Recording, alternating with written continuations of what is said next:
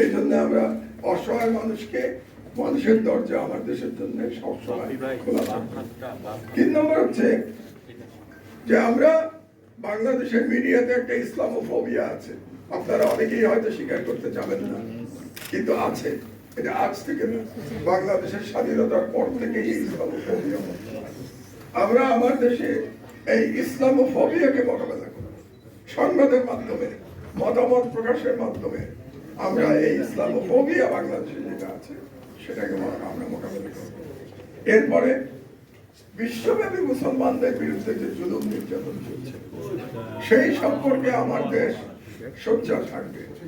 আমি খুব দুঃখের সাথে দেখছি যে গাজাতে যে 14 মাস ধরে যে গণহত্যা চলছে, ইসরায়েলি বাহিনীর গণহত্যা চলছে, সেই গণহত্যার কাহিনী আমাদের দেশের পত্রিকায় নাই বললেই চলে।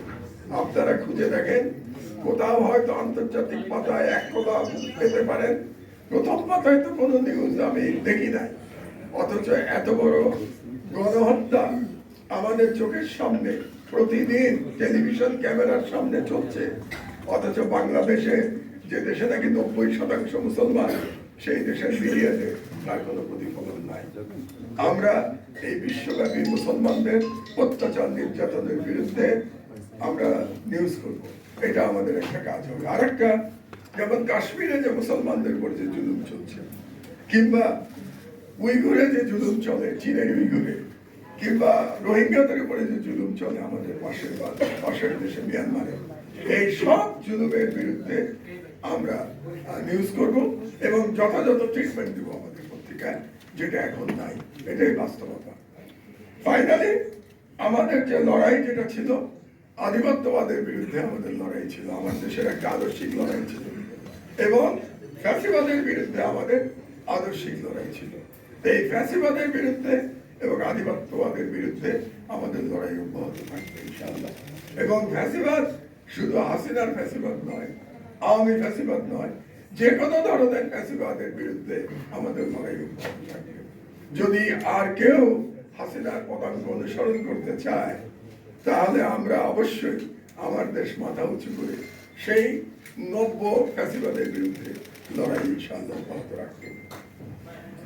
এটাই হচ্ছে মোটামুটি আমাদের এডিটোরিয়াল পলিসি।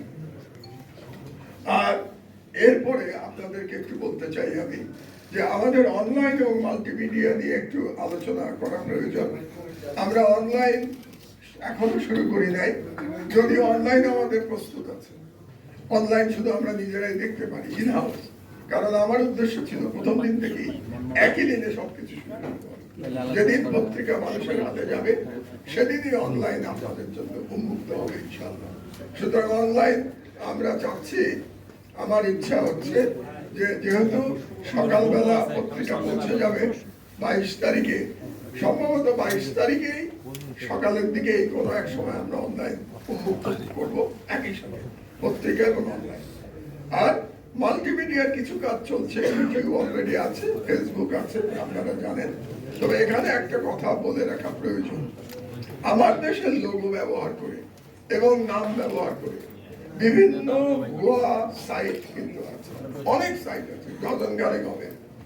আমরা ইতিমধ্যে সরকারকে একটা চিঠি দিয়েছি যে এই ভুয়া সাইটগুলো অবিলম্বে বন্ধ করে দেওয়ার জন্য। সুতরাং আপনাদেরকে আমি খুব পরিষ্কারভাবে বলতে চাই যে আমার দেশের অফিসিয়াল সাইট একটাই, ডেইলি আমার দেশ, এই নামে আমাদের ফেসবুকে এবং youtube.com, ডেইলি আমার দেশ.com, এটাই একমাত্র অফিসিয়াল সাইট। আর ইউটিউব যেটা আছে আমাদের, আর এর বাইরে একটা আছে আমাদের সাইট, এটা বলে রাখা দরকার, যেটা লন্ডন থেকে পরিচালিত হয়েছে গত 5 বছর ধরে। এটা আমার সহকর্মী অলিউল্লাহ নোমান, আজকে সে মুসলিম নাই এখানে, একটা অ্যাসাইনমেন্টে তাকে ঢাকার বাইরে যেতে হয়েছে, রিপোর্টের কাছে বসতে হয়েছে তাকে। তো অলিউল্লাহ নোমান এটা চালাতো, আমার নির্দেশেই চালাতো।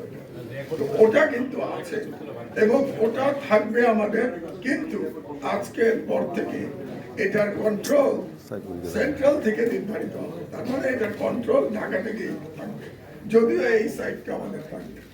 তো সেই জন্য আপনাদেরকে বলে রাখছি, কাজেই আমাদের একটা সাইট এখান থেকে থাকবে, আর লন্ডনের সাইটটা থাকবে।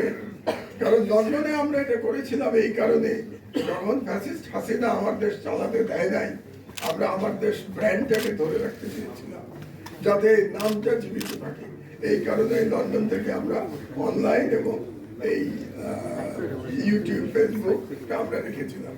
তো কাজেই এখন থেকে ওটা থাকবে, কিন্তু এটা কন্ট্রোল ঢাকা থেকে নির্ধারিত হবে। আর আমার বক্তব্য আর আমি খুব বেশি দীর্ঘায়িত করতে চাই না। আপনারা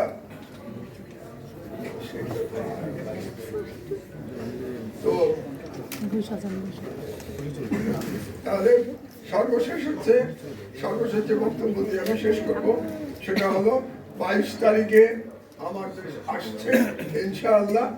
আগামী 2 দিনের মধ্যে আপনারা আমার দেশ পেয়ে যাচ্ছেন। আমরা প্রস্তুত, আমাদের ছাপার কাজ শুরু হয়ে গেছে। আমাদের যে সাপ্লিমেন্ট যেটা বেরোবে সেগুলো অলরেডি ছাপা হচ্ছে, আপনাদেরকে জানিয়ে রাখলাম। এবং সেখানে এই 4 দিন একটা কালেকশন আইটেম হবে। কেন কালেকশন আইটেম হবে আমি বলে দিচ্ছি আপনাদেরকে। কারণ সেখানে যত লেখা যাচ্ছে এবং যে সমস্ত মানুষের লেখা যাচ্ছে, একসাথে এত ধরনের বিদগ্ধ জনের লেখা এবং একসাথে এত চিন্তা চেতনার লেখা, সেখানে তথাকথিত বামও আছে, ডানও আছে, মধ্যপন্থীও আছে, সবার এক জায়গায় এক প্ল্যাটফর্মে এই লেখা আমার ধারণা বাংলাদেশের মিডিয়ার ইতিহাসে আর কখনো হয় নাই। কাজে সেই দিক দিয়েও আমাদের প্রথম 4 দিনের যে আমার দেশ, সেই 4 দিন একটা ঐতিহাসিক একটা কালেকশন হিসেবে থাকবে।